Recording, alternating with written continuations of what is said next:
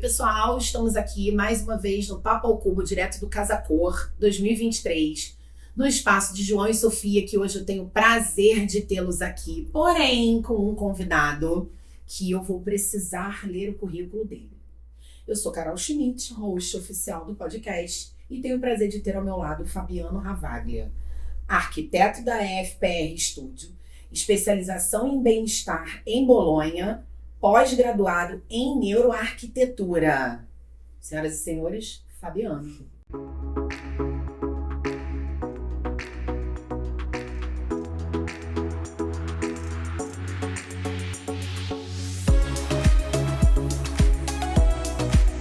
E hoje a gente vai bater um super papo. Super papo técnico. Extremamente técnico. A gente vai fazer o contraponto aqui com ele. Trazendo a casa, a morada, o dia a dia. Mas a gente tem um especialista aqui com a gente. Então a gente não pode deixar de extrair dele toda a tecnicidade que uma pessoa que foi pra fora, inclusive, mudou uma vida. Vamos fazer um resumão, né? Fazer um resumão, porque senão, né? Não dá. Aí vai, pós-graduação, vai. Não vai. A galera acho que não tem nem como, né? Acho que é melhor a gente Vamos dar lá, uma na aplicação. Isso. Perfeito? Ótimo. Então, Fabiano, primeiro eu queria entender de você, primeiro te agradecer mais uma vez, agradecer aos nossos parceiros aqui com a gente, agradecer a Rausães, pedir para você contar pra gente um pouquinho o que é a neuroarquitetura. Por quê? A gente estuda um pouco e sabe, eu como marketing e comunicação, o que é o neuromarketing. Agora, neuroarquitetura, conta pra gente, por favor. Então, a neuroarquitetura, ela começou nos estudos ali no momento que a psicologia e a psicanálise começou a evoluir. Naquele momento também se começou a entender a psicologia ambiental, né? Logo depois vem também toda a psicologia do ambiente, da Gestalt. Então, a partir desse momento que psicanalistas, psicólogos começaram a entender que o espaço afetava diretamente as pessoas, um grupo de cientistas, de neurocientistas, então começaram a fazer exames de encefalograma e como essas pessoas reagiam, através ali de partes do cérebro, reagiam a esses estímulos, seja por cor, por olfato, por perspectiva. E a partir disso viu de que forma isso tinha influência diretamente no cérebro. Então, nesse momento começou a surgir então essa vertente da neurociência aplicada à arquitetura. Então, quando a gente fala de neuroarquitetura, não é um bicho de 7 cabeças, é tudo que a gente já faz no nosso dia a dia profissional, mas tem um lugar especial de estudo em que a gente pode explorar ainda mais as emoções. Hoje em dia, né, a gente fala com o cliente, a gente faz um briefing do que ele quer para o espaço. Sim. Mas a gente não fala do que ele sente, o que ele quer sentir dentro daquele espaço. E é a partir disso que a neuroarquitetura chega para a gente, então, extrair esses sentimentos, essas emoções, como ele tem a percepção sensoriada, a percepção sensorial aflorada, aquele espaço ou não, e como a gente pode, então, criar elementos, estímulos, para boas sensações, boas memórias, ou suavizar algo que seja ruim para cada um. Então, por mais que a gente, em termos da arquitetura, está ali de olho no detalhe da marcenaria, de entregar o melhor que a gente pode tecnicamente, na neuroarquitetura a gente consegue entregar uma melhor emoção, um melhor sentimento, além de toda a técnica que a arquitetura traz. É muito interessante como a psicanálise e a psicologia estão invadindo todas as profissões, porque é óbvio que a gente sabe que a saúde mental é algo primordial e é uma pauta que a gente está trazendo muito aqui, porque ela tem invadido todos os segmentos para dizer o quanto é importante, né? A gente parou de estar só num lugar de estático e está também num lugar de inteligência emocional de cada profissão. Isso é muito bacana entender que na arquitetura, para fazer sentido talvez num êxito incrível do teu projeto, principalmente não só ter a parte estética do seu cliente, mas também aguçar todos os sentidos dele, certo? Certo, e acho que profissionalmente talvez isso gere muito desconforto para alguns profissionais que consideram a neuroarquitetura bobagem, porque muitos já têm aquela assinatura, né? o meu projeto tem a minha assinatura e a assinatura é isso que eu faço. É o rol preto, ou é a madeira mais escura, ou é sempre o mesmo detalhe. Então, na verdade, o que muitos arquitetos acabam vendendo é um showroom daquela marca que ele criou. Sim. Quando a gente se expõe e está sensível a perceber o que, que o outro sente, o que, que o cliente sente, a gente começa a criar projetos completamente únicos, que a gente é só um instrumento da realização daquele sonho. E quem vai morar é o cliente, então o espaço tem que refletir ele, lógico, com bom gosto, com o nosso dom de saber entregar um produto que seja bonito, também agradável, funcional, mas que tenha a cara daquele cliente, daquele casal. Então acho que a partir do momento que eu comecei a adicionar isso como uma etapa projetual, nas etapas de projeto eu tenho uma etapa que é uma entrevista sensorial, uma conversa individual que dura ali 2 horas com cada cliente. A gente vai desde a infância até o dia de hoje, por que ele está ali, por que ele está querendo o projeto.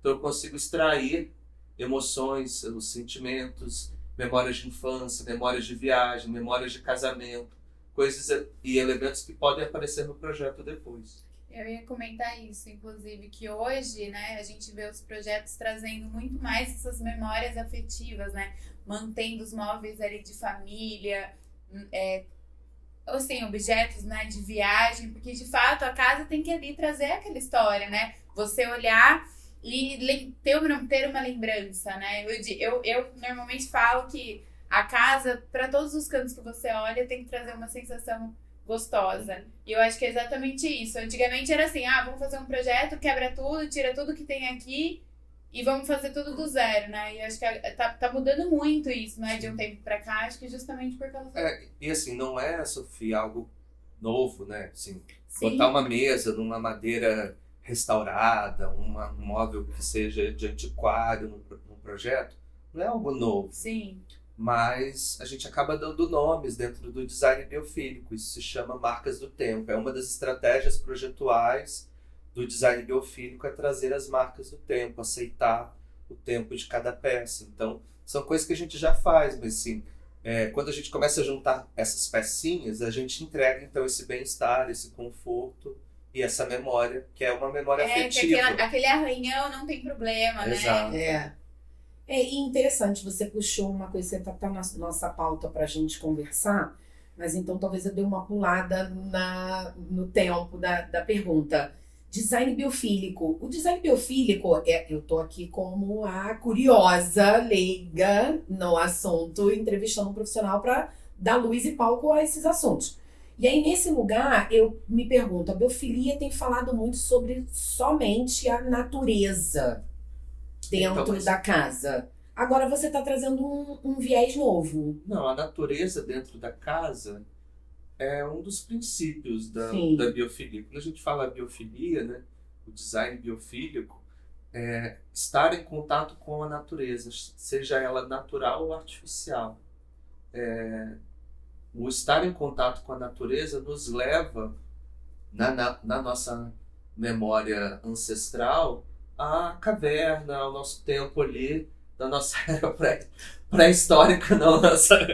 Mas enfim, nos leva a esse tempo de evolução humana. Porque o nosso cérebro ele foi crescendo à medida do tempo, e o que foi crescendo foi justamente a parte frontal, frontotemporal, que foi ali do planejamento, da organização. Então, quando a gente fala do design biofílico, é estar em contato com a natureza. Não que a gente precise morar dentro de um mato, não é isso. Mas, por exemplo, aplicado a um hospital. Como a gente pode fazer um design biofílico no hospital? Em quem estiver internado, sinta um pouco mais o contato com a natureza e aquilo ali seja um momento do dia que ele vai ali sair para tomar um sol, que vai fazer uma caminhada no corredor, que seja um momento de bem-estar, que seja agradável, que não seja ali só um corredor com um piso asséptico, azul, com parede verde.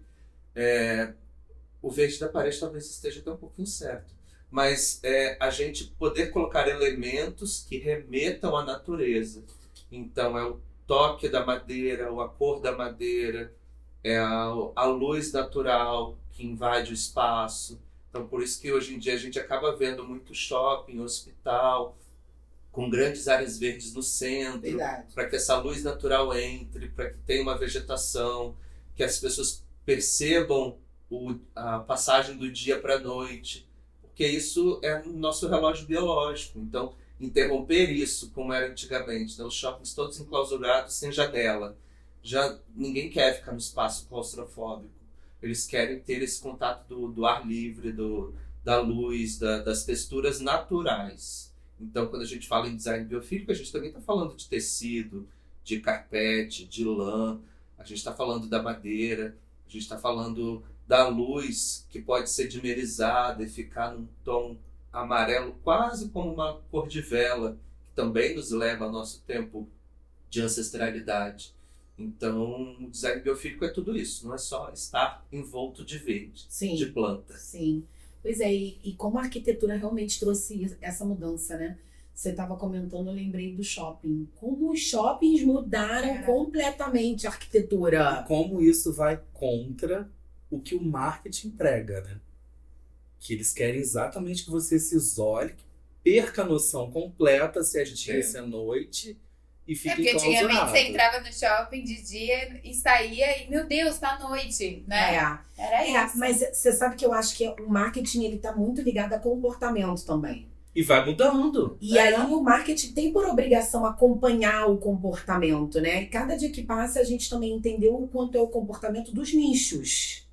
Porque tem shoppings com certeza que seguem ainda a mesma cartilha antiga, né? Exatamente. Não, mas quando a gente fala de neuromarketing, a gente está falando de uma experiência de compra. a mesma uma coisa. experiência de compra, um poder de persuasão, E aí, uma como você aplicação. entregar uma experiência de compra, a gente Exato. agora falando aqui de projetos comerciais, né? Sim, sim. Mas como a gente pode levar uma experiência de compra dentro de um shopping que é todo enclausurado, que é claustrofóbico. Então a experiência de compra começa já no estacionamento, Perfeito. naquele chão impecavelmente limpo, que abre a porta, a temperatura está agradável, tem um cheiro, que é o cheiro do shopping. Cheiro é muito importante. Você vai lembrar do cheiro A do shopping. música. A música. Tudo isso a gente está falando de neuroarquitetura. A gente está explorando a acústica do local, a música na altura correta, ou na praça de alimentação, o tratamento acústico correto, para aquilo ali não reverbere o som e as pessoas queiram sair dali. O cheiro, criar uma experiência olfativa de que esse cheiro é o cheiro desse shopping. Sim. Que você lembre, né? Sim. Como grandes marcas, né? A experiência do caminho, a importância desse caminho.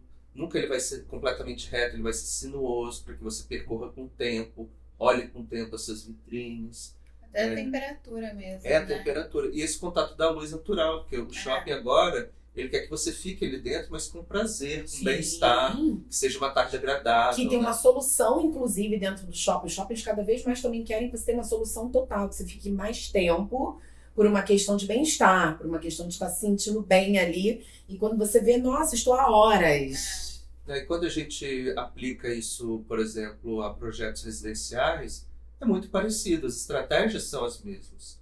As soluções é que são diferentes. Sim. Mas o conceito é o mesmo.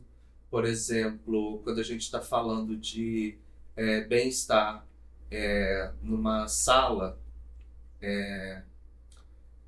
e aí eu vou falar de outros aspectos que a neuroarquitetura trabalha. Ok. Né? Quando a gente está numa sala com, de repente, alguém com autismo, Uhum. é importante que as paredes não tenham quinas, que as paredes sejam sempre arredondadas, porque o autista ele vai andando sempre em círculo. Então é importante a gente ouvir o cliente. Se o cliente tem alguma necessidade especial, precisa de algum cuidado. Por exemplo, quando a gente fala de neuroiluminação, a gente também aprende a importância de ter o espectro luminoso todo mapeado daquela luz para ver se ela emite um flick.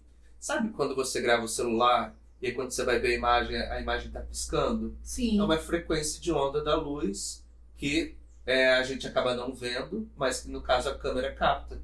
E quem tem autismo capta também essa frequência de onda. Então, por exemplo, se você vê que a pessoa que está autista está no espaço com muita luz e está muito agitado, pode ser porque ele está enxergando aquela luz ali igual uma estroboscópica, por exemplo. Principalmente aquelas plaquinhas de LED baratinha. Essas então são campeãs em flick, que é isso que a gente consegue fazer um cálculo disso numa lâmpada, uma fábrica de boa qualidade que vai te dar essas informações. Então, a iluminação é muito importante, os revestimentos são muito importantes, a proporção, o formato, tudo isso impacta no espaço, que impacta diretamente nas pessoas. Então, estar sensível a isso é o grande desafio. E também o grande diferencial, né? Exatamente. Profissional hoje, né? Você tá aí com toda essa bagagem, todo esse conhecimento, acho que faz o seu projeto uma coisa muito mais importante, muito mais única, né? E também o cliente num projeto desse, num ambiente desse, vai se sentir bem, enfim, ganhou para sempre, né? Eu tô agora com os clientes que têm crianças pequenas, então quando a gente faz a entrevista sensorial, não tem como entrevistar a criança, né? Tem 2 anos. Mas as crianças participam das reuniões. Mesmo naquela bagunça toda, ele já aponta, já sabe quem eu sou, eu mostro o quarto, então já começa a criar uma conexão. Sim. E aí teve um que tem 3 anos, que eu fui levar a cartela de laca, né? Da cores de laca, pra gente poder pintar a marcenaria, eram várias cores. A mãe queria tudo tons pastéis, porque ela queria tudo muito fraquinho, assim, suave. Ele foi das cores mais fortes, porque a visão da criança está muito mais pura do que de um adulto. Lógico. Então a córnea dele ali tá fresquinha, ele tá vendo as cores vivas. A gente vai amadurecendo, o nosso olho vai ficando com o nosso líquido amarelado com o tempo. É a nossa vista cansada, depois dos 40. vai amarelando tem que com o tempo. escapar. Tanto que quando vai chegando a idade mais, né, a gente mais velho, Não sei, não passo por isso ainda não. a gente tende a querer luz cada vez mais forte, cada vez luz mais branca.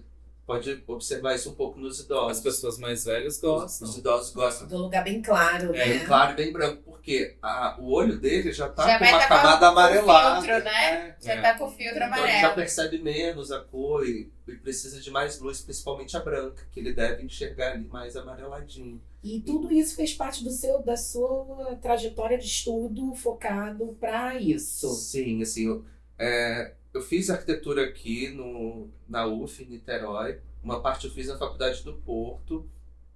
E lá eu vi que tinha áreas da arquitetura que eu poderia explorar mais. Enfim, eu voltei para o Rio, montei minha empresa. Em 2018 fui para Bolonha fazer essa especialização que é Arquitetura do Bem-Estar. Que foi quando a gente se conheceu, um pouquinho antes de você. Não posso deixar de comentar, porque antes de você ir. Foi, te conheci, depois fugi. Exatamente. E aí em Bolonha, o foco desse curso era projetos de hotéis, spas e academias. Mas ali eu já comecei a entender, eu tinha aula com um nutricionista, com um professor de academia, com um arquiteto, com iluminação. Era uma equipe multidisciplinar que a gente estava ali estudando qual a importância das cores dos alimentos numa cozinha, como a gente tem que pensar na luz, num IRC, que é o índice de reprodução de cor, acima de 90, 94, que vai ficar com as cores mais frescas dos alimentos, você vai enxergar melhor, vai te dar mais vontade de comer. A importância do exercício físico, como a gente pode pensar esses espaços de academia mais confortáveis para a sua permanência ali dentro ser maior. E aí, falando sobre isso, falando sobre o quarto de hotel, né, a gente já entra nesse mercado aí da neurociência aplicada à arquitetura, que é ali o design biofílico.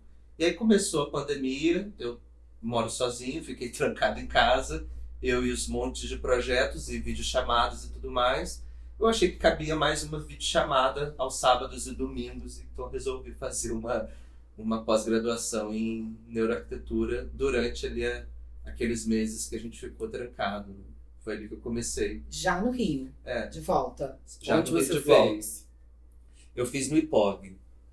Aí, com a pandemia, as aulas viraram online e eu achei ótimo, assim, porque encaixou certinho na minha programação. E foi muito bom, porque eu tive tempo também para estudar, conhecer gente do Brasil todo, ver as diferenças regionais. Muita mãe de gente com autismo fazendo curso, querendo Que entender legal. mais. Ah, com certeza. Acho até que esse assunto tomou uma relevância, que é esse assunto da questão da saúde mental e emocional, né? Não, tinha até médico, enfermeiro fazendo Acredito. curso de neuroarquitetura para poder passar isso depois para as clínicas e hospitais que eles trabalhavam. Então foi uma experiência muito boa, assim. É porque eu acho que as pessoas começaram a se preocupar, e vocês sabem muito bem disso, né? Se preocupar muito com o bem-estar, não só do corpo físico também, né? E aí é um outro tema que a gente tem aqui para trazer, que é essa questão, que eu acho que tem essa super correlação, que é o evento ter o tema do corpo e morada, mesmo que seja um hotel boutique, e a gente entende, mas tem essa relevância com esse pós, tudo isso que a gente viveu, né? Pós-pandemia, né? Quando a gente fala de corpo e morada, é exatamente o que É a a gente está extensão falando, do nosso né? corpo, né? E como essa casa reflete você. Então, Exato. materialmente a gente tem a casa e materialmente a gente tem as nossas emoções, o nosso corpo. Isso está completamente conectado. E foi desafiador fazer isso no espaço comercial, né? Sim. Estou fazendo a ótica esse ano e aplicar a neuroarquitetura ao espaço comercial, a gente vai esbarrar no neuromarketing, né? Como que eu vou fazer aqui dentro para que isso seja agradável, porém seja mais lucrativo, gere interesse e curiosidade. Então, uma das estratégias projetuais do design biofílico é você criar um ponto de mistério. Esse ponto de mistério faz com que as pessoas, por curiosidade, entrem, né? Então, foi ali que surgiu a ideia de fazer o espelho infinito na parede. Todo mundo entra para saber, mas como que isso daqui funciona? É uma fita só de LED, mas isso atravessa a parede, e só isso a pessoa já entrou, já se interessou e já está ali dentro. Então, isso é uma estratégia projetual biofílica. Aqueles espelhos também ao redor do seu espaço. Sim, também. Maravilhoso também. Imagina que também faça exato, parte assim, é você disso, criar né? esses pontos de atração, né? E aí, junto aí tá o neuromarketing. E tem muito a ver com o nome que você deu pro seu espaço também. Ilusão de ótica. Ilusão de ótica. A ilusão de ótica foi justamente para fazer esse trocadilho, né? Uma brincadeira com a palavra, mas adicionar esses pontos de interesse dentro do ambiente.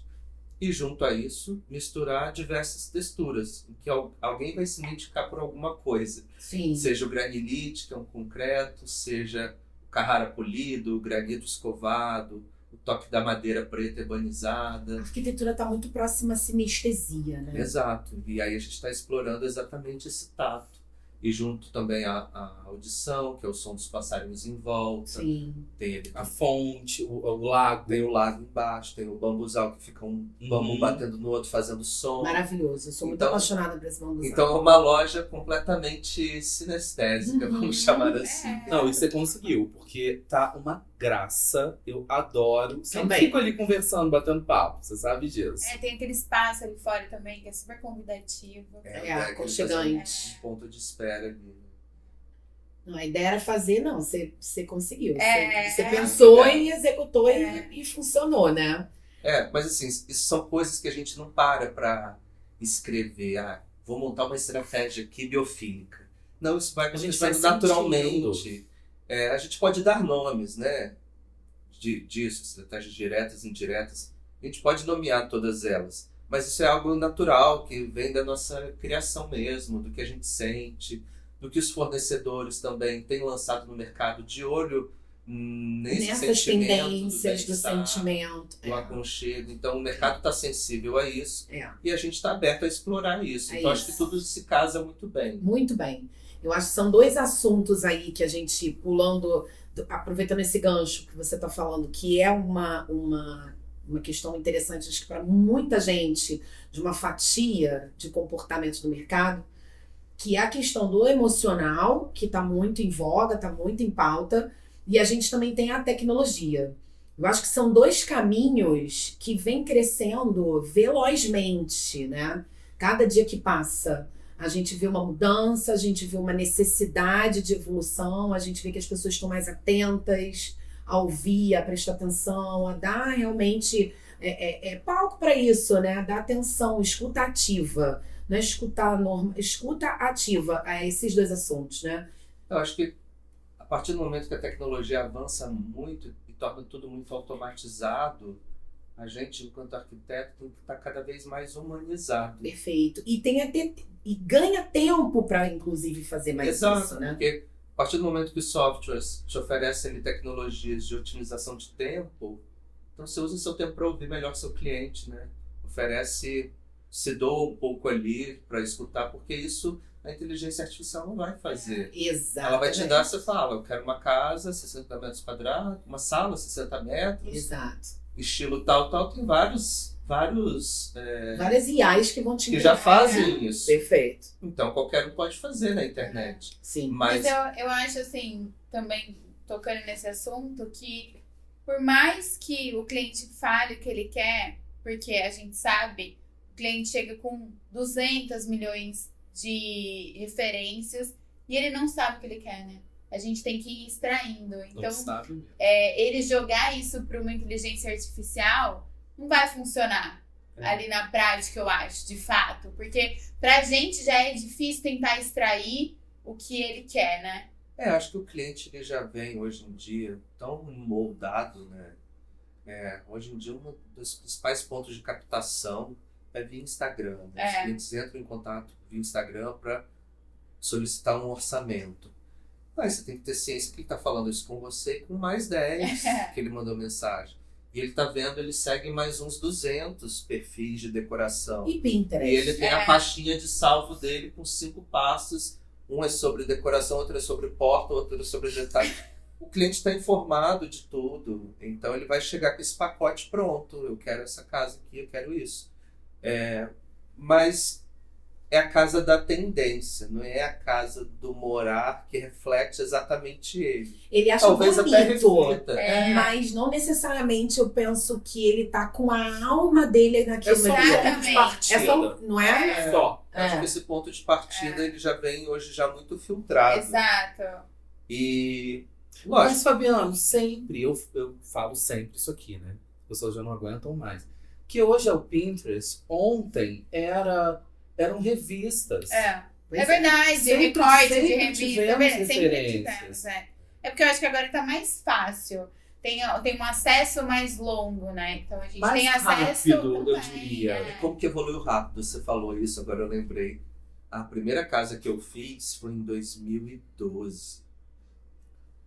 Fiz projeto e construiu. A cliente veio com uma pastinha com recorte. Em 2012. Com os recortes. Mas já falando, eu quero que minha casa seja com captação de água, teto com vidro para ter uma luz natural. Já cheio das questões sustentáveis. Então ela já tinha ali, 2012 já tinha ali uma consciência sustentável de muita gente. de muita gente. Então ela tinha consciência sustentável, mas as referências vieram da pastinha. Foi. Interessante isso, né? E como que mudou, Coisas né? Tão rápido. É A porque... gente tá falando de 10 anos. E a gente Isso fala que de eu ia falar. tecnologia também. Pois é. E na verdade você entender assim, o quanto você falou exatamente o que vai. A gente não sabe se o podcast que a gente fez com a IA, uma inteligência artificial que a gente utiliza, inclusive, vai ser antes ou depois. Espero que antes, até para poder contextualizar. Mas é isso, porque eu acho que daqui a pouco vocês vão precisar ser especialistas em fazer o psicólogo, porque você tem um pouco, e nesse momento aprender a fazer um prompt, que é o comando, para uma IA, com tudo que você absorveu do seu cliente, e essa IA vai gerar o projeto todo para você. Porque ela não vai trazer conseguir isso ao nosso favor.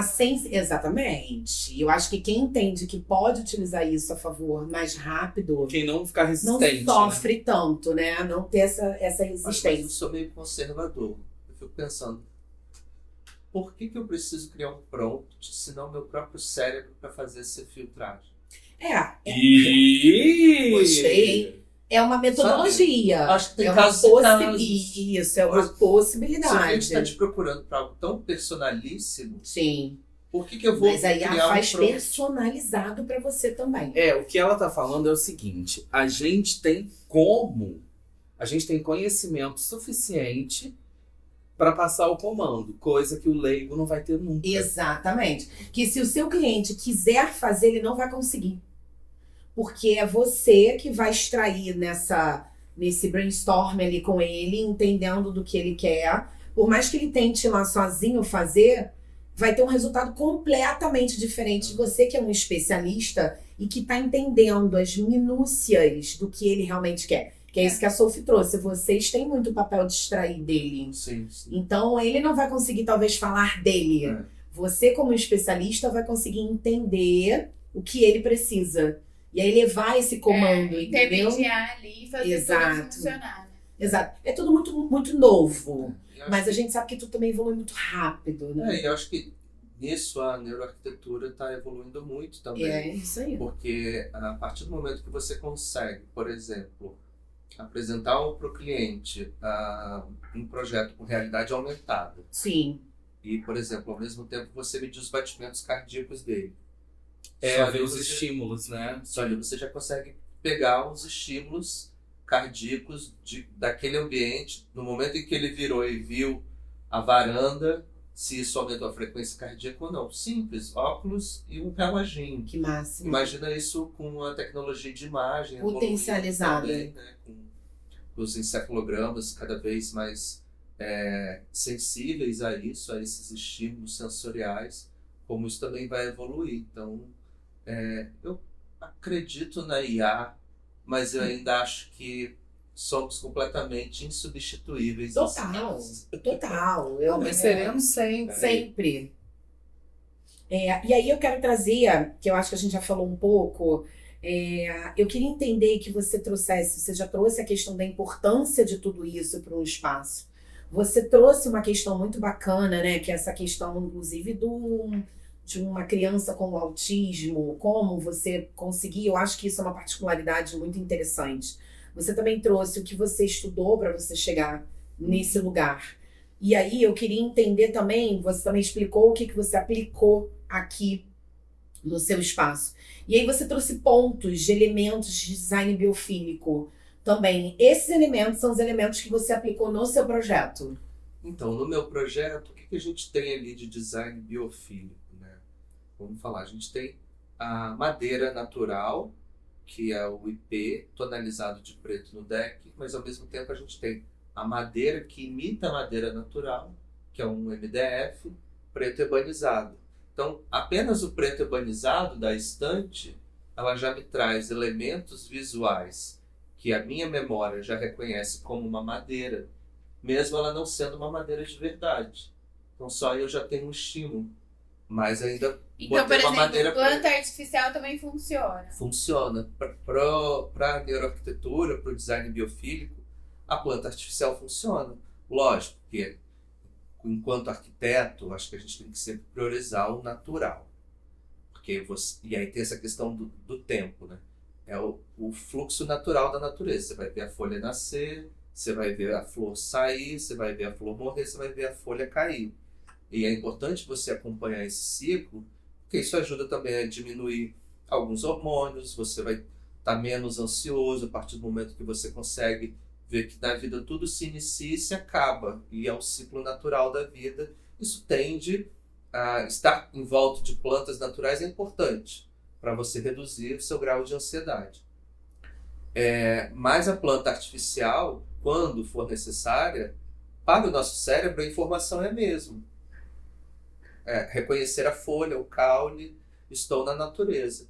É um reconhecimento inconsciente, mas que para a informação do cérebro é mesmo. Então, colocar planta artificial ou as folhas desidratadas permanente, né? Permanente, para o design biofílico, o efeito disso numa planta natural é mesmo. Mas a planta natural tem todos esses benefícios que nos ajudam a entender esse fluxo natural da vida, que é importante também, a gente está envolto disso. Que teve, inclusive, um movimento na pandemia muito interessante das pessoas usam um termo, né? Porque o Fabiano é muito elegante, né? Mas eu vou usar um termo muito... Entupiram as suas casas.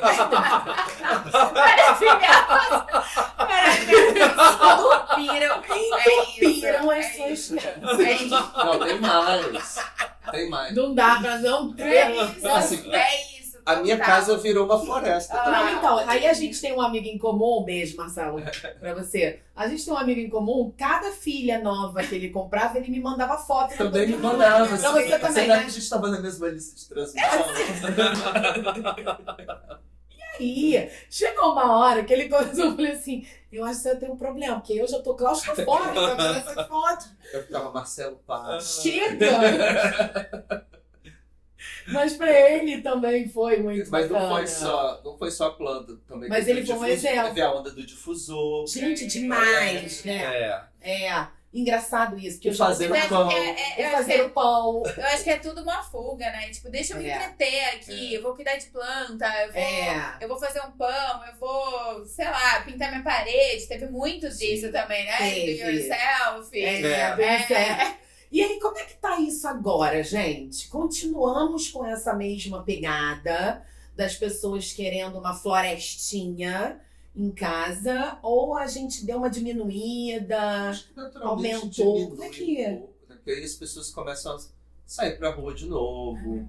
A planta morre, porque esquece de molhar. Por quê? Então é isso, uma Começou coisa é a você viver, estar em né? casa, vivendo aquela rotina ali, e você se ocupando de novas tarefas para que você crie uma nova rotina em casa. Sim, E que aquilo ali te traga algum sentimento bom, né? Já que você não pode estar na natureza, a natureza vem até você, nosso instinto de sobrevivência. sim. Os difusores, eu não sei bem avaliar se ainda tá... Rolando Tá ou rolando. não? Eu acho Eu que uso tudo muito, continua. confesso Também que eu uso gosto, muito. também. Eu acho que tudo continua. Eu acho que depois que você descobre o que é bom e o que te faz, Um bem-estar. você não abandona o Sim. hábito. Ai, minhas plantinhas não vão dizer o mesmo, não. Na Não? pandemia, nossa, maravilhosa. Agora, bem, esqueci completamente. Elas estão vivendo sozinhas. Não, Elas vivem Às vezes eu sozinhas abro também. e falo, gente, como que tá sobrevivendo? Esqueci de regar Não, faz e uma ainda semana. tem essa coisa de que todo mundo abandona um pouco, né? A galera, ele é um casa-cor, quem trabalha no entorno, quem tá aqui, acaba abandonando também um pouco as suas rotinas, porque só quem passa é que sabe. a rotina é muito pesada, assim, começar... Eu, pelo menos, começo a trabalhar às 7h30, vou até umas 9 da noite. E aí, minhas plantas, eu, na pandemia, achei, nesses aplicativos de entregas, né? Sim.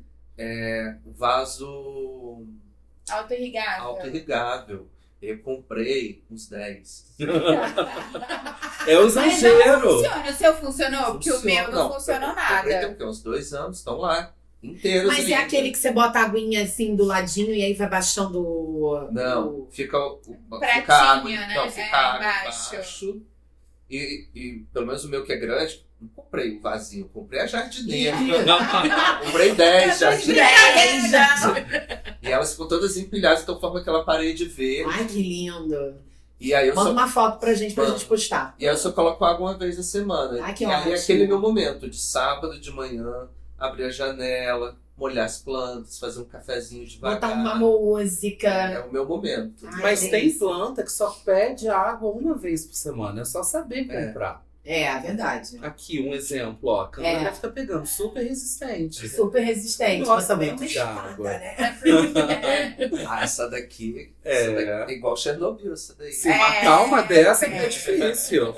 Aí você trouxe alguns elementos, e aí eu achei interessante assim, ó, o que a gente tem na Ai, biofilia? Trouxe uma colinha aqui. Maravilhoso. A gente tem elementos ambientais, formas naturais, padrões e processos naturais, luz e espaço, relação com o local, relação humana com a natureza. Isso daqui são alguns pontos em que a gente pode explorar dentro de um espaço. Tá. Não necessariamente a gente vai explorar todos. Cada projeto, cada cliente tem uma demanda diferente. Ok. Então a gente não tem a obrigação de usar todos. Mas quando a gente fala aqui do elementos de design biofílico, elementos ambientais, a gente ficar sensível à cor, água, uso de água no ambiente, e aí também, lógico, sempre depende do cliente. Vai que tem fobia de água. Você tem que Sim. ouvir seu cliente. É. Plantas, animais, fachadas verdes, habitat ecossistemas, presença de fogo. Às vezes a pessoa gosta de ter uma lareira, alguma coisa, isso traz um quentinho. Conchego. Então tem que ver se a temperatura daquela cidade permite que você faça Tem uma isso. lareira. E é aí que a gente entra também com essa relação com o local. Então, a conexão geográfica com o lugar. Não adianta, no Rio Grande do Sul, você fazer fachada ventilada, porque é muito frio. Por mais que você queira a sua relação com o ar, ela não se aplica completamente àquela geografia, àquele local. Então é importante estar sensível à geografia do local. A história do lugar é muito importante. Então, de repente, você está fazendo uma casa, uma pousada num lugar que é um centro histórico.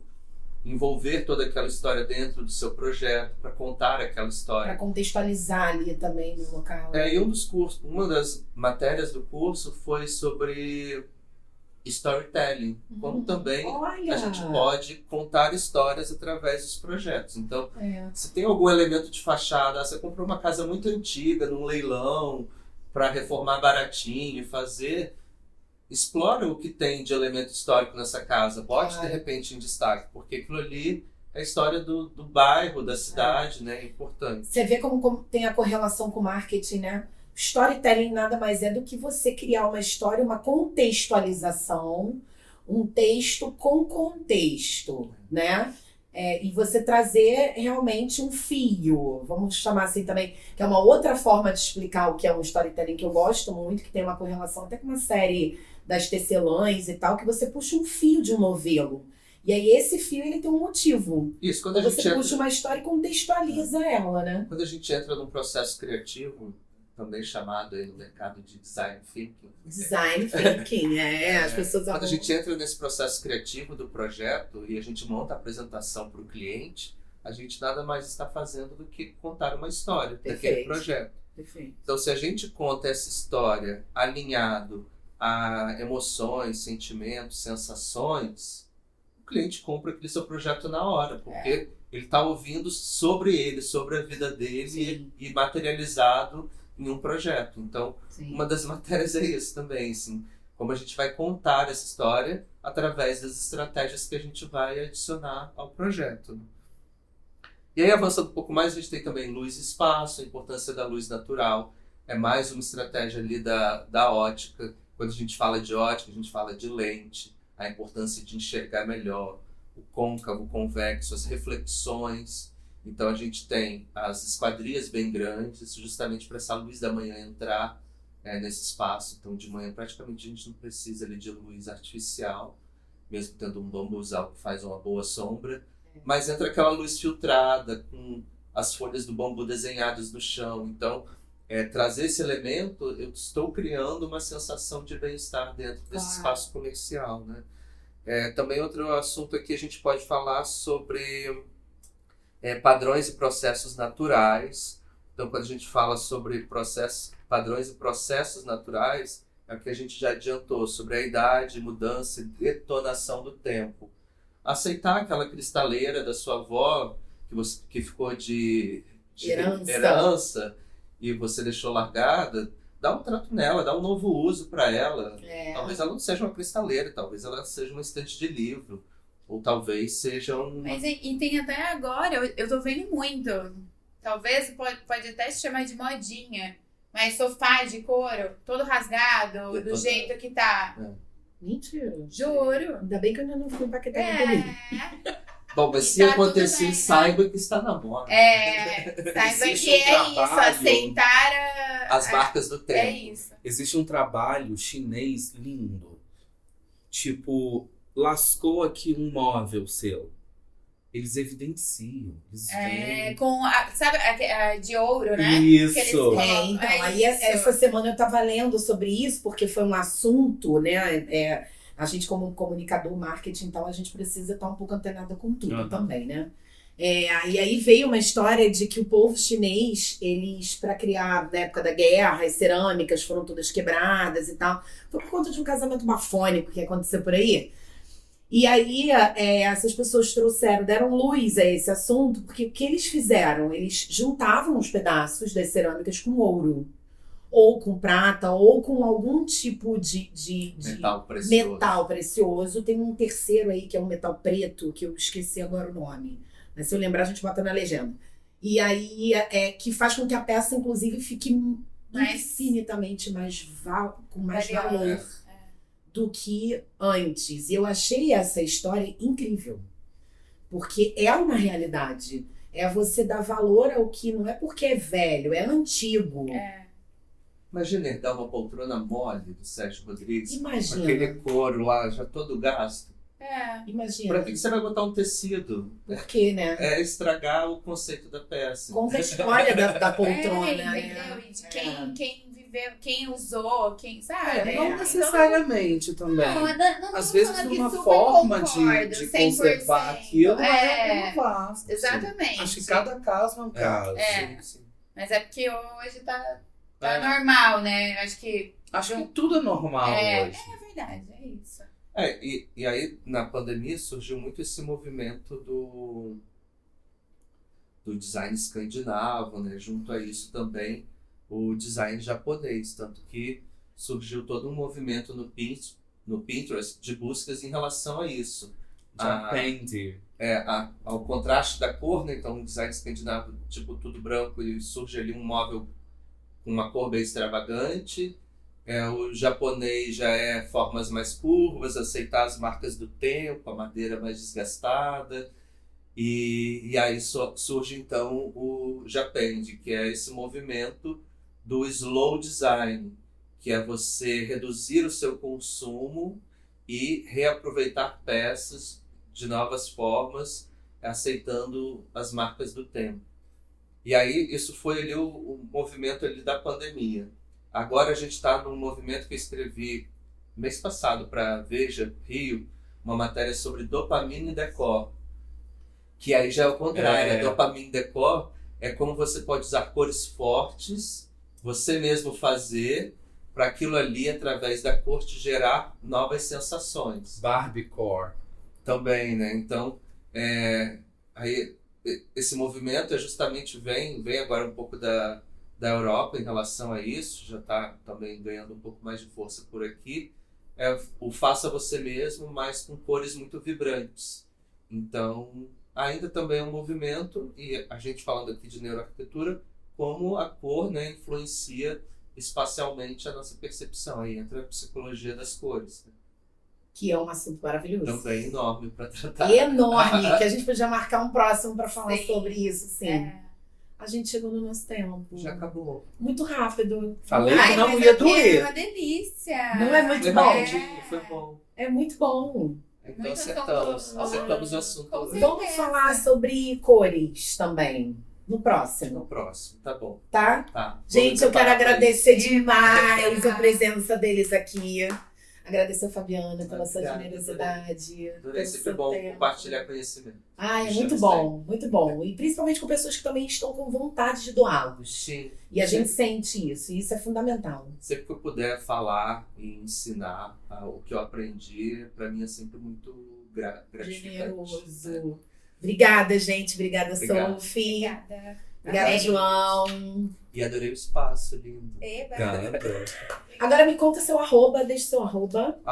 @FPR Studio, STUDIO. Também tem o site www.fprstudio.com. Maravilhoso. Sophie. Sofia.interiores com PH. João Aman, com D, ponto arquitetura. E eu sou Carolina Schmidt, host do podcast Papo ao Cubo da Houseus, @houseus.us. Deixa um beijo aqui e até a próxima. Tchau. Tchau. Tchau.